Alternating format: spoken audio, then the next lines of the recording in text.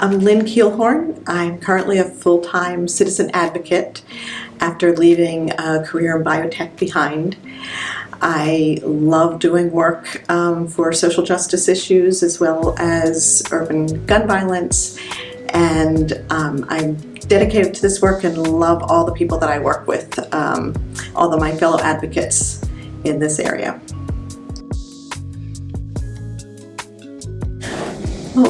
When I finally left biotech, I started work in urban gun violence, trying to bring models that had been successful in other cities to Wilmington, and then pivoted to other types of criminal justice reform and social justice issues.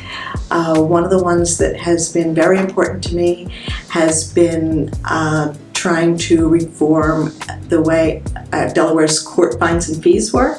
And I've been co-leading the campaign to end debtor's prison, and we were very happy this year to finally get a significant piece of legislation passed that will end the practice of suspending driver's licenses for failure to pay and make other major improvements in the way that our state handles court fines and fees. So I'm very excited to do that kind of work. I'm also very engaged in trying to promote police reform in our state. A lot of fellow advocates pushing for reform there, and I think it's great to see so many people from so many walks of life all coming together to push for these important reforms in our state.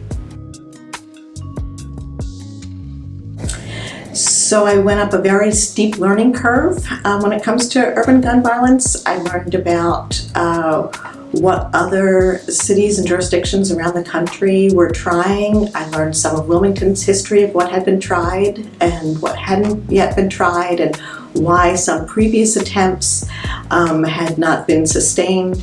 And so I started trying to pull together a lot of different stakeholders to see if we could try again to bring programs that would really make a difference in Wilmington, and that includes community-based violence intervention programs, hospital-based violence intervention programs, and also programs based out of law enforcement like GVI that is now in place.